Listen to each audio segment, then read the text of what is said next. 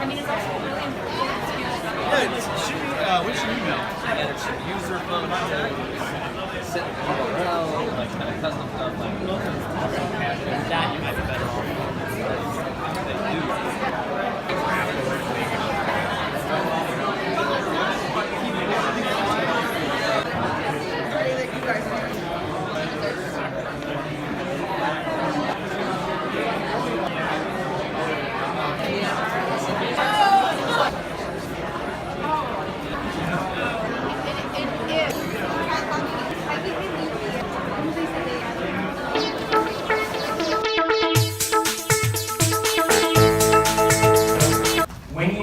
Into Google Analytics. I'll show you how to set this up in just a moment. But when you log in, there's a few different things in Google Analytics that you'll be able to play around with. So this is the main dashboard of one of our sites, Quiz and Survey Master. And there's a lot of things we can do, and we could spend 3 or 4 days going through all this. So we're going to look at some of the high-level things. But along the left here is a few different categories of the things you can do in Google Analytics. So we're going to touch on almost all of these in just a moment. So just so you know, when I talk about dashboards in a moment, this is where I'm going to be referring to, is underneath customization of dashboards. I'm going to talk about that in just a moment. But then there's audience. There's real time. Real time is what's happening on your website at that moment. Unless you really know what you're doing, I advise you not to look at this page. Clients that I have mentored before will have this page sitting on their desktop, and they'll just refresh it all day long. And they'll just go crazy just watching this number going, why is there only 3? Why is there 10? What are they doing right now? You're not going to get anything productive by looking at this page unless you really know what you're doing. So don't worry about this. It's a cool page to look at. What's going on my site right now. But don't, unless you really know all Google Analytics, this is probably not going to be the most productive use of your time in analytics. So from there, there's going to be the audience tab. And the audience tab is about the users that are going to your page. So in this case, in the Quiz and Survey Master site, we can see some basic overviews of how many users we're getting, how many sessions we're getting, how many of them are new users who are coming to our site for the first time. We can see things such as the languages they speak, the countries they're coming from, maybe the cities they're from, the browsers they're using. Things about the individual users that are coming to your site will be in the audience section. And we'll talk about those a little bit more in just a moment. Then there's the acquisition tab. Now the acquisition is where these users are coming from and how they're getting to your site. So it'll tell you things such as where they're coming from, so maybe search, or they're typing in your address, or they're being referred from another website. Maybe they're coming from emails, maybe they're coming from social, or a variety of other sources. It'll tell you those things. And then from there, you can also browse things like the Search Console. So if you connect to your Webmaster Tool, I don't think there's an SEO talk this weekend, but there's the Google Webmaster Tool that allows you to set up your SEO and search engine things. You can connect those and see what people are searching for to find your website from inside Google Analytics. From there, you could also dive into these a little bit more. So for example, if we went to, there's only 2 people this week, so we'll click on the social. And this would also then list the individual social media networks. So it should list Facebook, Twitter, LinkedIn, Pinterest, whatever social media sites they may be coming from. And then we'll talk more about acquisition in just a moment. Behavior then is what they do once they get to your website.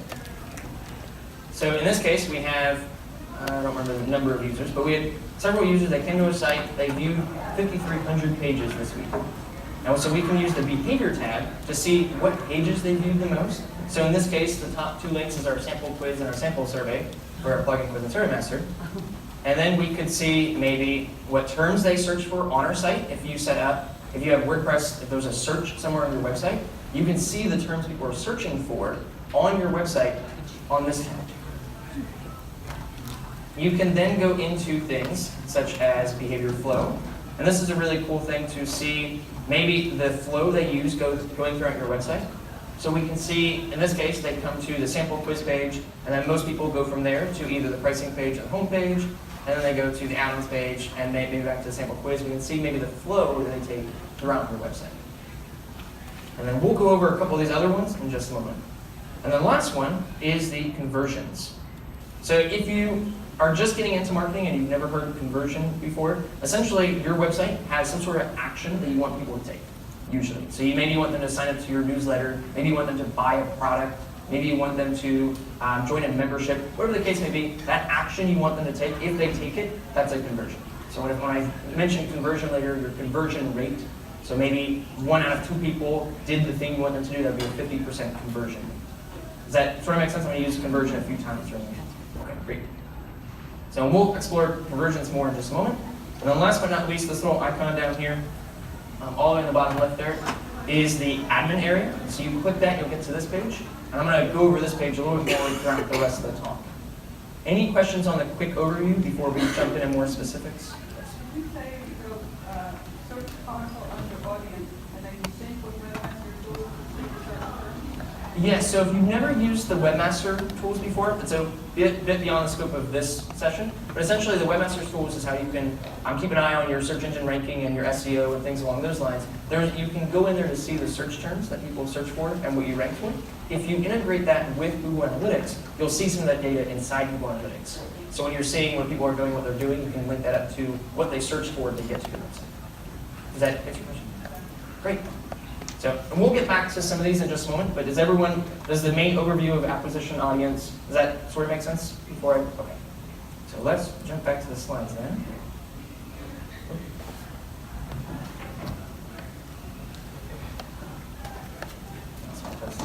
Just a second. There we go. So since the internet worked, we don't have to look at the screenshots. We'll go past these. So setting up Google Analytics. So now that we kind of know what it does and you've seen a little bit of it, if you don't have it on your website yet, you might be wondering, how do I actually do this? So the first thing you want to do is go to the Google Analytics website, which I don't have a screenshot of, but when the easiest way is just to search Google Analytics in Google, and it's always the first link. Because the actual URL, they change it all the time, so every time I say it, it's always wrong. So, but the easiest way to get to it is just search Google Analytics in Google Search, and it's usually the first page is all their links, because they own it, so it makes sense. So once you get there, there'll be a create account button, usually in the top right, but they move it around. And when you do that, if you already have a Google account, then you just sign into your Google account. If you don't have one, you have to set up a Google account. Once you do that, you'll get to a page that looks very similar to this, except you won't already have your first account. You'll click the button to create your account, which will be, do you have a question on the? Yes, when you set it up, Yes. Yes. Do you recommend, if you are setting Google Analytics, do you recommend a separate Google account for each website? Do you recommend a central one? Because everything propagates. Yes. So what would be your best advice as to how to set up a personal Google Analytics account and what the process should be to set up Google Analytics account? So there's a lot of mixed feedback when it comes to this area. So great question. It depends on if you're doing client work, you'll want your client to do this first step usually, or you can do it and then you would add them as an administrator role, because you can have different roles with the Google Analytics account. So you would both have maybe administrator roles in the Google Analytics account. So if you're doing it for maybe your own site, it would be slightly different. Usually, I would recommend having your personal Gmail, Google account, all that, and then having your business Google account, and then doing it all from there. Now, if you have clients, you could set up all of your Google accounts underneath that, or all of the Google Analytics accounts underneath that one Google account. Because you can have different accounts.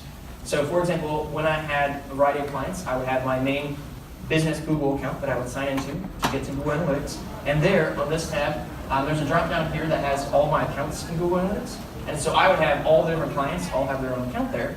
And then I would give them, using the user management, I could give them administrator access. And then eventually they could kick me off of it if they decide to go somewhere else, or things along those lines. But that's how I usually structure that. Does that answer your question? Yes, so you start them out in your own account, and if they want to start their own account, but you're saying some Preferably have them set it up. Oh, yes, sorry. so preferably have your client set up their own Google account. Yeah, preferably, well, they need to have their own Google account so that they can get access to this. So you usually would prefer that they set it up and then they grant you, using this user management tab, they would grant you access to the data. But there's a lot of clients that aren't technical. And so you could set it up yourself and then using the user management, give them the administrator access. So whatever, depends on the type of clients and how you prefer to do things. But that's kind of how that would work in those areas. Is that? Perfect. Okay, great. That's the, So when you create your account for the first time, if you haven't done this yet, you would click create account to create your first brand or your first overseeing account of the properties. So this could be, if it's just you, then if it's just your site and it's Frank's dog site, then I can create an account for Frank Dog site. And then it would ask you to create your first property inside that account. And from there, that would be your website.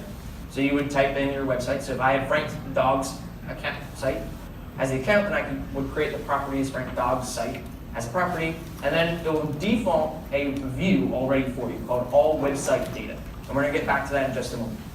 Once you create your first account and create your first property, then you'll want to put it onto your WordPress site. So there's a few ways you can do this. So if you, depending on your theme, if you have a premium theme or say you have WordPress.org themes, some of them will have a Google Analytics option already built into that theme. So you can look in your theme settings somewhere. There might be an integrations tab, there might be a header tab, there might be an analytics tab. Depending on the theme, it might be a few different places, but there will be a spot to set up Google Analytics. Every theme does this differently, so I can't say exactly how that would work, but that would be the first place I would check. Mainly if you already have it installed, there's no point in adding extra code and extra resources to your site. There's already something on your site that does it.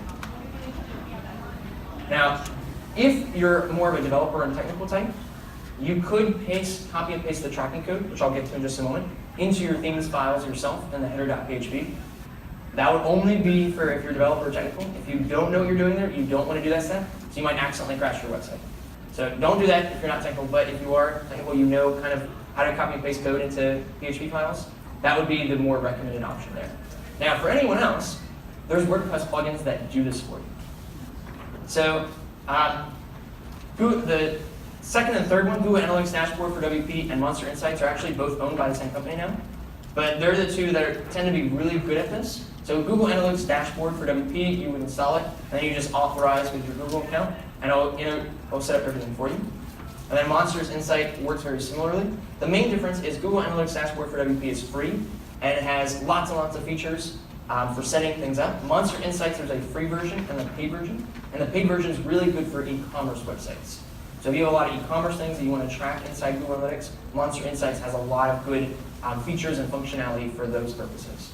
So it depends on what you're after. If none of that really matters to you, you just want something just to put it on and go real fast, Analytics Buddy is a plugin that I made to do all my sites. That you just install it and turn it on, and there's no other features. So if that's okay for you, that would be the one I would recommend mainly because that's mine. But the other two are really good. And I usually use Google Analytics Dashboard for WP for most of my sites that need a little bit more featureful. So going back to this screenshot here. I have a question. Yes, go ahead. Sorry, do we need to set up with the link on the website, the account first, then install the plugin on our WordPress site and link them together? Yes, so when you're doing this, the first step would be to set up the Google Analytics account, set up the property. Yeah, over here inside Google Analytics, you would set up your first account and your first property, or extra ones if you already have some, and then you would go into your WordPress and integrate with that new property. Does that answer your question? Yes. Okay. Now, some of those plugins and some of those solutions will ask for a tracking code or your unique identifier. So when you go back here to the admin tab, this tracking info tab right here, if you click on that, it'll give you the code that you'll need, and some themes will ask for that code, and some of the plugins that I mentioned will ask for that code. That's where you would find it. So you would log into Google Analytics, you would click on admin, then you would come over here, select your account, select your property, and then click on tracking info. Now, not all themes do that, so that's why I'm not going to get super specific there, because some of them you can just click sign into Google, and it'll take care of it for you, and some will ask for the tracking code, but if they do ask, that's where you would get it.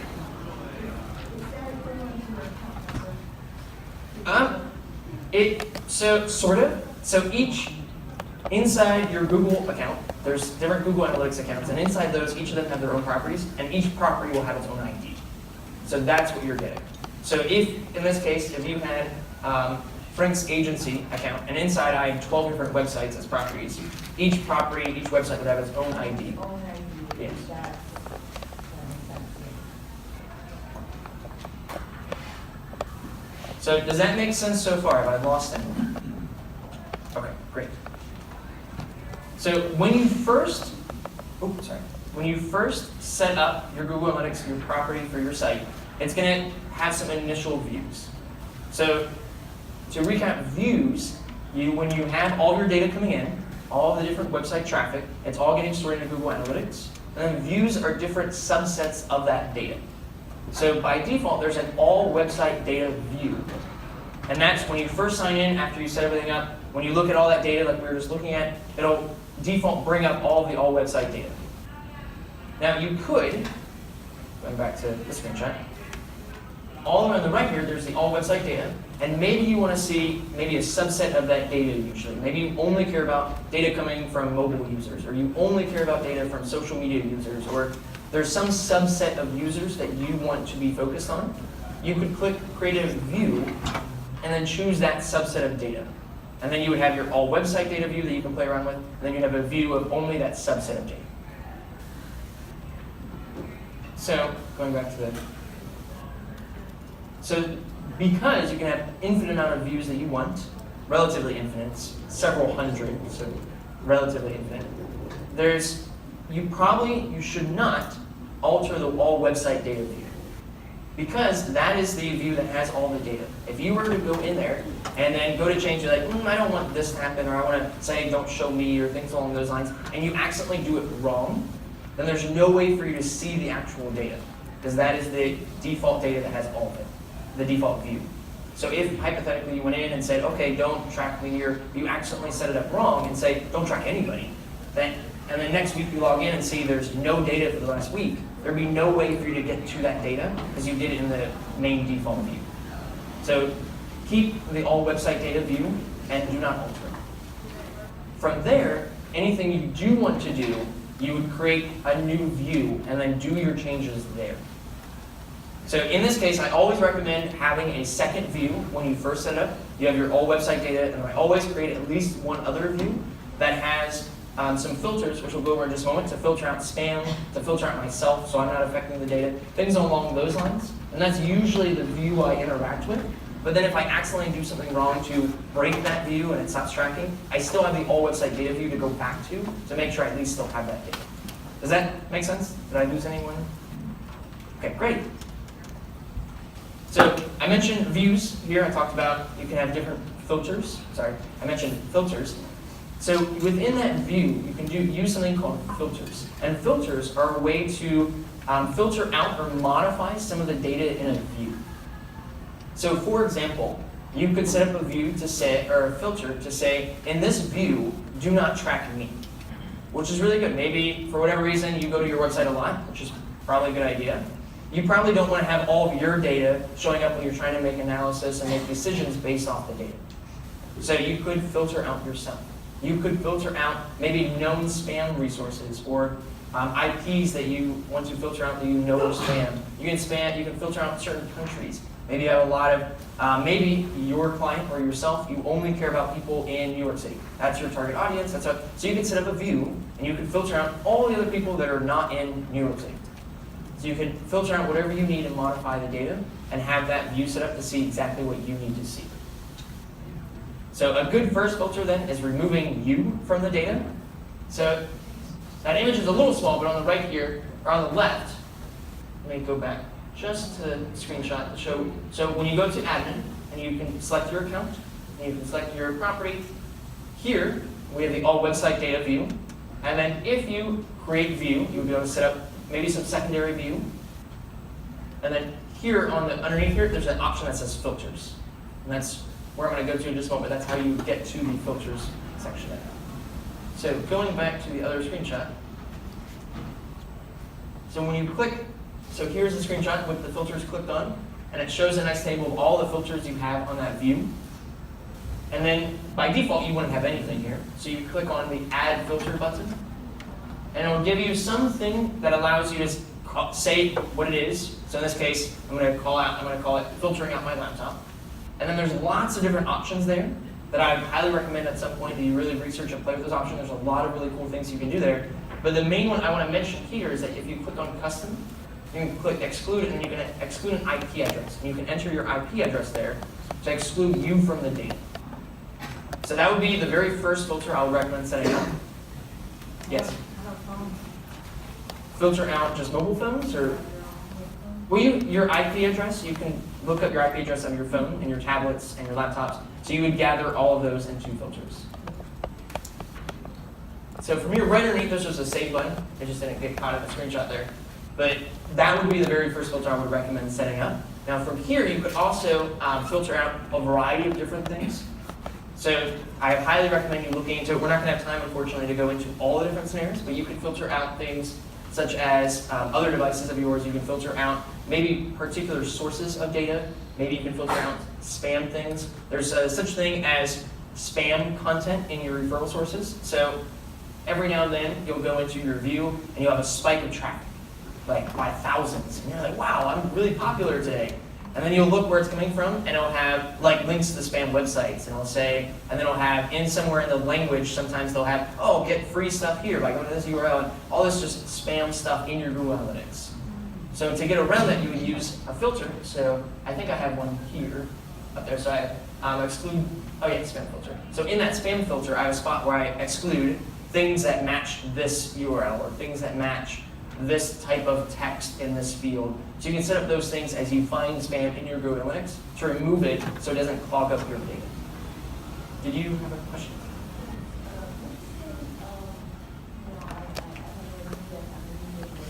Okay.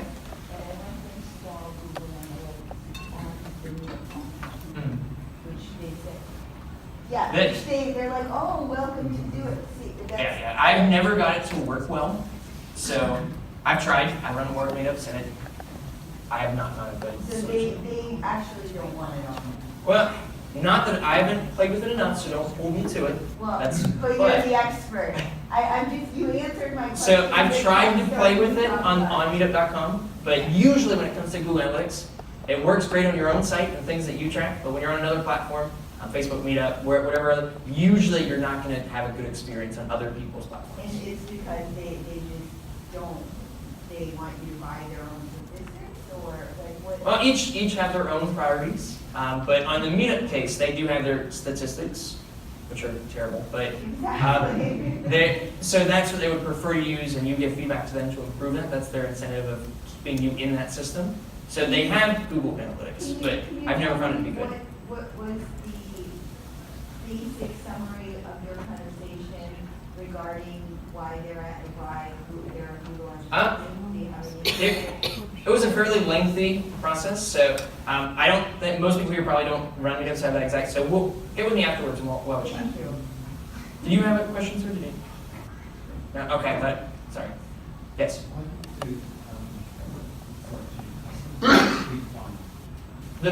When it comes to exact amount, so in this case an exact IP address, that's usually in custom. Predefined would have predefined filters that you can select from. So there might be a predefined range of things that's known to be spam, things along those lines. For my case, it's easier to read through it this way. But exclude, predefine, almost anything you do between the two, you can do on either or. But custom, you can click custom and click filter, click IP, and then type in your IP. Whereas predefine tends to make it a little bit more to it than that. So for ease of use, I usually recommend that one. But if you look at predefine and it's set up in a great way, they both work the same way. They'll both do the same thing. Your question? So I'm watching a site that has a primary URL and a number of other URLs, and some with dashes, some spelled a different way. We don't know which one is going to work best. Is there a way that I can use Google Analytics to see which URL people are organically typing in off of the same account? So I would have my primary account. So but how these- do I see the other URLs that they're using? So to recap, you have different domains. Multiple Are they? domains pointing to the same source. Okay, so I don't think I have a screenshot of that page, but in the acquisition page, back when we looked at the main overview, sign in, there's the real-time and acquisition and audience. In the acquisition, when you click to overview, there's a direct option, and that is whatever they typed in. So if you click on direct, if someone typed in your exact website, Acquisition, direct. yes. So acquisition, and then channel, and then direct. Yeah, unfortunately I don't have a screenshot of it, so I can't. But in there, it's You might have to do select, like, to show you the URL, but that would be where I would dive into. And then if you have any, just get with me afterwards maybe, and then we can take a peek at it. But acquisition direct. Yeah, acquisition channel, and then direct, yes. You're welcome. So dashboards, you create your account, you create your property, you create your view, you set up some filters. The next thing you want to do is set up a dashboard. So when we looked at the quick overview, you saw that I only showed you 5 or 6 pages and it was already a little overwhelming. And in fact, that's only like 6 out of thousands of pages you could view in Google Analytics. So it could be very overwhelming to know what you want to look at or where you need to go when you're getting started. Dashboards are a way that you can have a set dashboard with about 10 or 20 relevant data points that you care about. You can have it set up and you can just log in and go to that dashboard and see everything you need to see. So the screenshot doesn't do a great job at it, but way back when I went into Google Analytics, I said underneath the customization tab, there was a dashboards, and I said to remember where that was. There's a screenshot here again, but so in customization, there's an option called dashboards. And then so here on the right is an example dashboard that I set up that shows me by quick glance, it'll tell me the unique visitors that I've had on the page, the total visits, the percentage of new users I went there, I have the most popular pages, the keywords maybe, and then a few other things on that dashboard. So at quick glance, I can go to this dashboard and look at all the things that matter to me. If you really care about content marketing, you could have a dashboard all around content marketing. What are my most highest ranking posts? What's driving traffic to those posts? What are the people using those posts? If you're really big into social media marketing, you could have a dashboard all around what social media platforms are the most relevant, what social media platforms are driving the most money, you can have all these data points on that dashboard. So you sign in, and you can just go to that dashboard, and you don't have to care about all the extra stuff that might confuse you or feel overwhelming. So dashboards are a great way to go in and get exactly what you need, and only care about that nice little dashboard. What's even better is if you're doing this for a client, you can set up the dashboard, and there's a nice little email option right here. You can click email. You can type in their email address and say email this to them every week. And then so every week, for the rest of their site, they'll get a nice thing of all the data from the last week. And what's even better, you can have it send it to you, and then you can forward to them with a nice little, oh, here's a quick overview of the dashboard. And then it looks like you are doing amazing stuff for them every single week, and you're not doing anything. So if you're doing client work, that's what I do. It's a great resource. Now, if you first get to it, you're gonna have a default dashboard, which is what this one is. So this will already be set up for you. I think it's called default dashboard or starter dashboard, something along those lines. So you would have one set up. Now to tweak it to yourself, there's an add widget button, and then you can type in exactly what you want.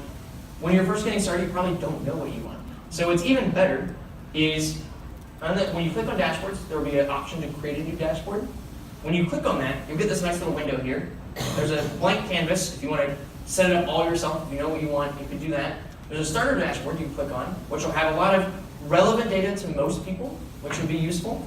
Or, even better, you can click import from gallery, where there's thousands of pre-built dashboards all around different topics that you care about. So you can click on import from gallery, type in social media, and there'll be 12 social media dashboards. Choose the one that you like, you import it, and now it's all set up for you. You can find one for content marketing, you can find one for search traffic, find whatever you're focused on, or your client's focused on. Click to import it, and then set up the email function, and you're done. So that's what I would recommend doing to get started. Once you play around with it, eventually you might want to tweak it and do things with it using your widgets, but for now, that's what I would recommend getting started with. Does that sort of make sense? Does anyone have a question on dashboards? Is that, yes? If there's 2 administrators or more, is the dashboard for the account, or is it based on administrator? No, so if you create a dashboard, then all the other administrators and those that have view access will see these dashboards. So if you want to set it up, and that way everyone can see it, everyone will be able to see it. Yes. There's some customization options, though I've never played with those. But by default, everyone can see them. Yes. I'm just looking at the dashboard, and I see that they are from 2015, 2014. So if I was at home, I would think, ooh, I was old, I don't want to return it. Can you just kind of help with that and affirm that it is okay? Yes, so most of those, some of the really popular ones were built 5 or 6 years ago. But it's still the same data that's relevant, depending on what you're after. If you search for what's what's a newer social media? If you're going, I want to see all my data from Snapchat and the conversions there, you probably wouldn't trust the dashboard built before Snapchat existed. So it would really depend on what you're doing, but for the most cases, content marketing, search terms, a lot of those widgets that are in those dashboards will be still applicable today, just as they were when they were first built. Because the data based off of your data, it just has a predefined template to get your data going. And after you build from a gallery, You can customize it. then you can Yeah, so once you click import, you might import one that looks like this. There's an edit button on each of these widgets, so you can switch out the data, or just delete one maybe if you find one that you don't like. Yes, sir. All right, so when you create a dashboard as an administrator and you have other administrators with the accounts, do they all have the same access to modify as well, or can they just see? Well, we're not going to have time to get too far into user management here, but essentially, when you set up your account, you'll be the admin, and then you can add different users to each of the accounts in the Google account. So if you have a Google Analytics account for each of your clients, or each of your properties, you could then say, I want to add another person as an administrator to this account, or you can have another person that can only view data, or you can have another person that can only edit certain parts of that data. So there's some different roles you can set up, and you can do it at the analytic account level. So if you have 12 different clients, you can say, hey, this client has an admin access to this account and not the other level. Does that answer your question? Oh, great. Give me just a second. Yes, sir. Yeah, can you track backlinks from a particular site? Yes. So you can go, if you go to the acquisition tab, if you go to channel and then referral, you can see what domains are being linking to you, and then you can actually click on referral path and landing page, and it'll tell you exactly what page on their site's linking to you and what page they're linking to. Other than WordPress, what are the platforms that are Google Analytics friendly, unlike the one you just All Wix, Weebly, all of them integrate, and all of them you just turn on, you authorize, and they all work great. All right, we're running a little short. Okay, great. So the last thing I wanted to touch on, the most important thing for you to get out of this is creating your account, creating the property, creating reviews, setting up your first filter, setting up a dashboard, and then learning about UTM codes. So there's a lot more with Google Analytics, but this is the last thing I want to touch on because this is really useful once you get going. So getting better data with UTM codes. At some point, almost probably every day, you've seen this Google bloop garbage thing after a domain somewhere that you clicked on. You'll see like this question mark, UTM code, and sometimes it's so long you just scroll over to see it all. Those are UTM codes most of the time. If you're clicking something from an email, so maybe Sears sent you an email or Walmart, you click on that, you'll see this bloop at the end of it. If you click on things in certain social media posts and certain brands, you'll see some of those. These are all UTM codes. So what are UTMs? So a long time ago, for those who may have been in the industry for 15 years, you might have remembered this thing called Urchin Web Analytics. A long time ago, one of the original founding tools of this industry was Urchin Web Analytics. It was really great, it was ahead of time, and they came up with this thing called Urchin Tracking Modules. And it was amazing, and it was so amazing that Google knew it was amazing, so they bought them and renamed it as Google Analytics. So Google Analytics today was originally a third party that Google bought and renamed. And it started off as Urchin Web Analytics. And it was so popular that almost everyone was using it. So all these new tools that have evolved after it use the same mentality from Urchin Web Analytics. So these UTM codes, even though they're called Urchin Tracking Modules, Urchin no longer exists, but almost everything uses them. Clicky, Mixpanel, Kissmetrics, Google Analytics, all the other analytic tools you play with, almost all of them use these because it became the standard when Urchin was one of the dominant players. So UTMs allow you to get more specific about where your data is coming from. So for example, you send out emails all the time. Maybe you send out emails to the client, and in your footer, you might have a link to your website. You can track that people are clicking on that link, how many of them are clicking on it, what they're doing on your website. You can test. Maybe you send out email marketing, and in your email marketing, you have a link to something, or a link to something else, you have a buy button, you have some link in the footer. You can test each of those links to see which one's getting clicked the most, and which of those are sending traffic that are actually buying things or doing something on your website. So for example, you send out an email with a new product, and you have a link talking about it, and you have a buy button. You can see which one's getting clicked on, but which one leads the most customers to go buy that product. So maybe the one that's getting clicked on the most isn't actually the one that's converting to the most money. So you can discover those things using UTMs. You can also group links together in a marketing campaign across different forms of marketing. So for example, maybe you have a big spring sale, or you have a new pre-order push, or you have a new series of posts, and they're all kind of go together, and you want to see how this data goes together. So you can have a campaign, a marketing campaign, and then all your social media links, and all your email links, and all your different areas that are relevant, you can group together underneath this marketing campaign. So when you go to Google Analytics, you can see this data inside that marketing campaign to see how that's performing on those different resources. So when it comes to UTM codes, there are several different parts of it. Some of them you probably won't use, and then some you will use on all of them. So these first three are mandatory to use on any time you use UTM codes. You have the campaign, the medium, and the source. So the campaign is the name or a specific campaign or the reason you're using UTM codes. So if you have an overarching campaign that you want to group all these together, then it will just be that campaign name. So maybe Spring Sale 2018 or whatever the case may be. It could be something specific, so maybe you have a new post and you're going to post it across email marketing, or post it on Twitter, you post it on Facebook, you're going to send it out to your newsletter, you're going to do all these different, so the campaign name here could just be the name of that new post that you created. So for example, every time we create a new post, we have a new campaign around that post. So for example, the other day I posted finding quality WordPress plugins. So we had a campaign named finding quality WordPress plugins. And then everywhere we posted it, all those being grouped together underneath that to see that new promotion of that new post, to see what worked and what didn't. From there, the medium is the type of platform that you're posting these links to.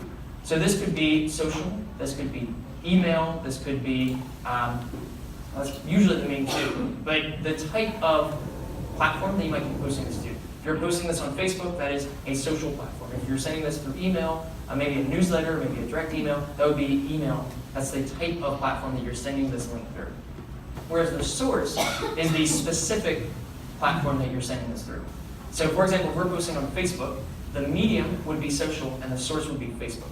If we're sending this in a newsletter, the medium may be email and the source might be new post newsletter, or new post announcement, something along those lines. So that's kind of how those group together. The medium is the type and the source is the specific platform that it'll be on. Does that sort of make sense, the distinction there? I know that can be a little confusing, but. And then we'll look at an example in just a moment. So if it doesn't make sense, we'll go through one in just a moment. And then the next two are optional. You don't have to use these. The next one is content. And this is a way, if you're posting on Twitter and you have the same campaign, so our post of finding quality plugins, we're going to post on Twitter maybe twice, maybe once when we post it and once tomorrow. So the campaign will be the same. The medium will be the same, it will be social. The source will be the same, Twitter. So how do we differentiate between those two postings? That's where content comes in. You can add a parameter there to differentiate between links that have the same exact campaign medium and source. So for example, in the email marketing, maybe we send out a new post announcement saying, hey, we have this new post. And then we have a link at the beginning to it, and then we have a giant button at the bottom that also links to it. Campaign and medium and source will probably be the same. So the content then will say link 1 and link 2, or top link and bottom link. Something along those lines, so when we look at the data, we can differentiate between the two, so we can test which ones are doing well. And then once we get to the example, we'll look at one of those. And then term, this one's a way to track paid keywords and ads. It's a bit beyond the scope of this session, especially since we're almost out of time. So we're not going to have an example on that, but if you start playing around with cost per click ads, you'll use that to go track exactly which keyword you're paying for. That's sending the traffic data. So let's look at an example. So say I want to send out an email newsletter with a new post.